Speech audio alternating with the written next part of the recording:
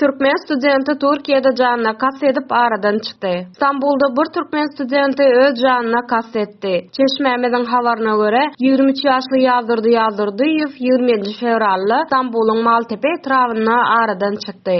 Oglum 3 fevralda İstanbulda ýitirim boldy. 5 fevralda sagat 23:00 Türkiýeden bir türkmen aýal bize jan etdi diýip ejesi habar berýär. Ol Ýazdyrdynyň Türkmenistan raýatydygyny öwrenenden soň öýüne getirip ýydyryp içirenligini aýtdy. Ýazdyrdynyň ýeketäk bilen zady ejesiniň telefon belgisini vermekdi. Onuň el telefony, imäge çöregi, eline pulu we ýatjak ýeri ýokdy. 4 gün daşarda ýagyşda ýaşady. Ogluňyz meniň ýanymda, ýöne onu gollamaga mümkinçiligim ýok diýip aýal İstanbuldaky Haydarpaşa keselhanasynyň 110 bölümine jan etdi. Meniň oglum Aşgabat şäheriniň Berkararlyk etrawynyň Aşyrov köçesiniň 58-nji jaýynyň ýaşaýjysy ýazdyrdy.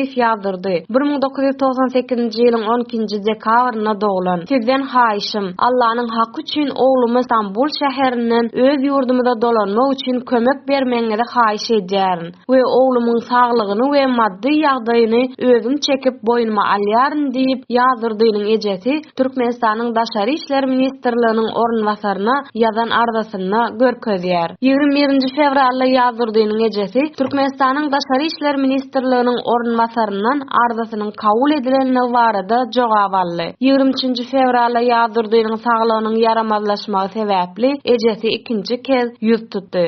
Ýazdyrdynyň ýagdaýynyň agyrdygyny düşündirdi we Ýazdyrdynyň öz janyna kas etme howpunyň bolanlygy sebäpli Daşary işler ministrligine gyska wagtda kömek bermäge çagyrdy. Gynansagam bu ýerde hiç hili jogap gelmedi. 2020-nji ýylyň oktyabr aýyna Ýazdyrdy Türkiýanyň Tokat şäherindäki Gazasman Paşa Universitetine kabul edildi. Şol bir wagtyň özünde Türkmenistandan gelen talipler üçin bank geçirimleri $50 çenli azaldyldy we şonuň üçin İstanbulda iş gözlemeli boldy. Pandemiýanyň ýaýramagy sebäpli oku jaýy ýapyldy. Pandemiýa sebäpli serhetleriň ýapylmagy, käbir ýurtlardaky ykdysady krizis we türkmen häkimetleriniň taliplere maliýe kömeginiň çäklendirilmegi türkmen ýaşlaryny we esasanam talipleri durmuşda kyn ýagdaýa saldy. Şol bir wagtyň özünde türkmen häkimetleri bolup geçen wakalara göz yumýarlar. Häkimetleriň türkmen ýaşlarynyň sesini eşitmekleri üçin umutsyz ädimleri